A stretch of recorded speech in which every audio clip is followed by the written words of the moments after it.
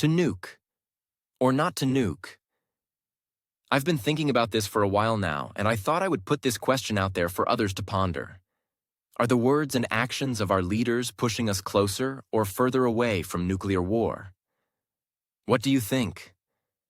I will only address those words and deeds spoken or carried out by American leaders in this post, because I can't and don't trust what news sources say about other world leaders and the countries over which they govern. According to the news, Russia invaded Ukraine without provocation. CNN and MSNBC imply or outright say Putin is a madman who wants to conquer most of Europe. These same news sources report on the war between Russia and Ukraine as if Ukraine is this innocent, fair, and upright country that only seeks the best for its people. But how can that be? Ukraine has basically killed off an entire generation of men for the right to join NATO and to continue bombing its own people in the Donbass region of Ukraine. The problem with Ukraine joining NATO is that Russia would have to endure NATO weapons being placed inside Ukraine, next to the Russian border. That would be like Russia putting missiles in Cuba, and we all know how that almost ended. As for Ukraine bombing its own people, well, that started back in 2014 after America helped Ukraine's current regime COO its democratically elected government. Back then, the people of the Donbass region didn't want to be ruled by a puppet government installed by the United States. So what did the new Ukrainian government do? Of course, they started doing things like bombing them and burning them alive in buildings in which they were trapped. This, though, is not when America's corporate news would have you believe the trouble started. Even though these same news corporations reported on the neo-Nazi problem in Ukraine back then, they would have you believe the war was started by Russia a couple years ago. For no reason at all. The problem is that Russia had only 3 demands to avoid war with Ukraine, and they were as follows. 1. Ukraine must not join NATO. 2. Ukraine must stop the bombing of its own citizens in the Donbass region, which has been occurring since 2014. Link below. 3. Ukraine must deal with its neo-Nazi infestation. Link below.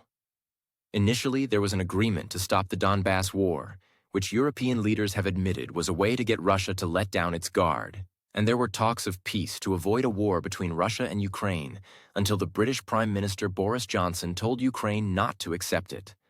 Ironically, Ukraine would have maintained the land now lost to Russia and would have avoided the deaths of an entire generation of Ukrainian men. This, however, was never American leaders' concern, as Senator Lindsey Graham bragged about how the United States will fight Russia to the last Ukrainian. What a bargain! Also, let's not forget the Nord Stream pipeline being blown up by the United States as reported by one of America's most respected journalists.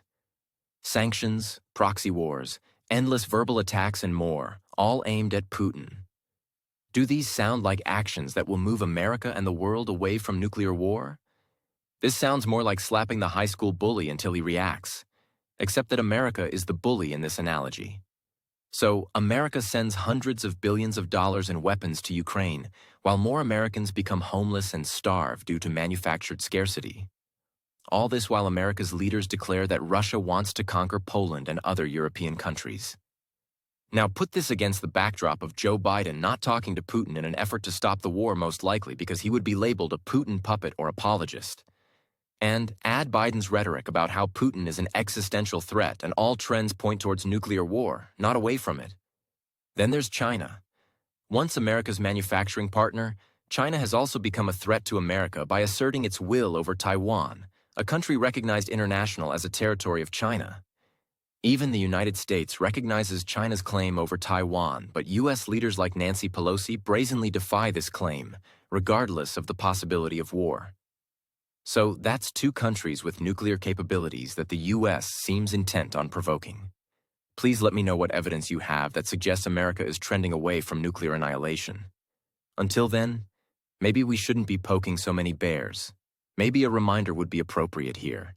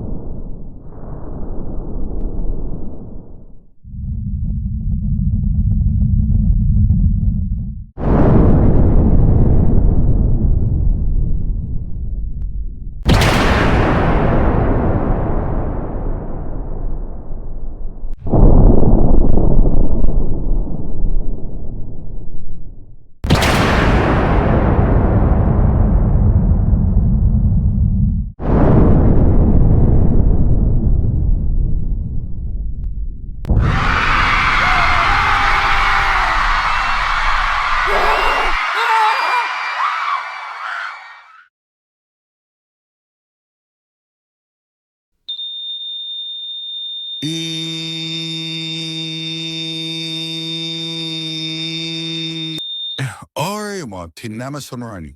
Hey, I don't feel so good, but let's continue. In 2018, Chris Osman wrote a book highlighting the problems humanity would face if more power, wealth, and control were funneled to a small cohort of individuals, groups, or organizations. In that book, Mr. Osman provided solutions from himself and others to the inevitable problems we would all face. In it, he also provided a means for the public to analyze, compare, and contrast the words and deeds of those we've chosen to follow against our real-world experiences. To this end, Mr. Osman provides the means for readers to disseminate information as provided by their news sources of choice, their elected officials, and any other authority they choose to follow. The book, titled Solutions, Enough Complaining, Let's Fix America, offers a means to hold leaders up to not just a higher standard than is currently accepted, but one that will improve lives. Avoid mushroom clouds. Click the link below and get your copy today.